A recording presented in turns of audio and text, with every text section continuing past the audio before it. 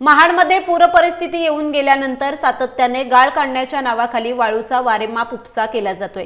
याबाबत महसूल आणि जलसंपदा विभागाचा वरदस्त असल्याचं बोललं जातंय।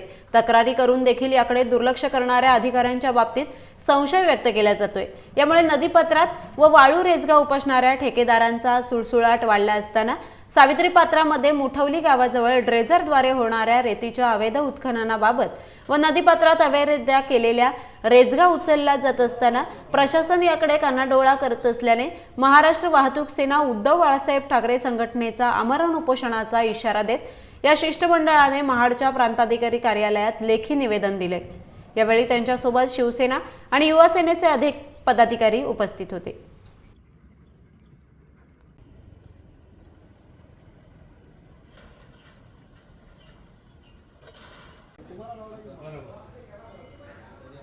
आता जे केंबुर्लीमध्ये जो रेसगा काढायचं काम चालू आहे, टोटली CRZ उल्लंघन करून काम चालू आहे। सावित्री नदीमध्ये मधोमध भराव टाकून त्यांनी दोन्ही बाजूला पाणी अडवलं आहे। मुठवली साईडला मोठ्या प्रमाणामध्ये अनधिकृत भराव केलेला आहे आणि म्हणून आमची मागणी आहे CRZ ज्याने उल्लंघन ज्या ठेकेदारांनी केलेलं आहे त्यांच्यावरती तात्काळ फौजदारी गुन्हा दाखल व्हावा। दुसरं म्हणजे जे सावित्री नदीमध्ये जे ड्रेजर चालू आहेत, आज त्याला कुठल्याही प्रकारची परवानगी नाही आहे। हजारो ब्रास रोजचं उत्खनन केलं जाते आणि कुठल्याही ऑनलाईन वा ऑफलाईन कुठलीही विक्री न करताना अनधिकृतपणे हजारो ब्रासची आज विक्री चालू आहे। त्याची सुद्धा शासनाने सखोल चौकशी करावी आणि ज्यांना ठेका दिलाय तो ठेका तात्काळ रद्द करा।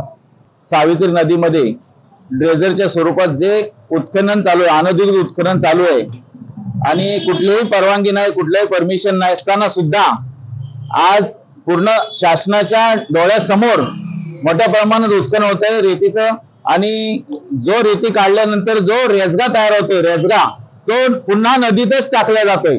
आज आपण म्हटले की करोडो रुपये शासनाकडून जो खर्च केला होतोय गाळ काढण्यासाठी त्याचा कुठल्याही प्रकारे फायदा होत नाही। हे पुन्हा रेचगा काढतात, त्याचे करोडो रुपये शासनामार्फत ठेकेदार कमवत आहेत आणि प्रतिनिधी पण कमवत आहेत। आज करोडोचा भ्रष्टाचार आज सावित्री नदीमध्ये होतोय, याची दखल आम्ही प्रांतांना निवेदन देण्यासाठी आलोय की हा जो रेती काढली जाते ही अनधिकृत आहे आणि त्याच्यावरती शासनाने कायदेशीर कारवाई करावी आणि जे कोण ठेकेदार आहेत त्यांच्यावरती पण कायदेशीर कारवाई करावी। आज तलाठी असो, तिथले दंडाधिकारी असो, यांच्या डोळ्यात देखील हा जो कालाबाजार चालू आहे त्याच्यावरती कुठेतरी अंकुश यायला पाहिजे। म्हणून आम्ही आज सर्व पदाधिकारी निवेदन देण्यासाठी आलेले आहे आणि त्याची त्यांनी दखल जर घेतली नाही, 5 दिवसाची त्यांना आम्ही मुदत देतो। जी नदीमध्ये जो गाळ टाकलेला आहे तो जर 5 दिवसात जर काढला नाही तर आम्ही इथं आमरण उपोषण प्रांत कार्यालयाच्या समोर आम्ही करणार।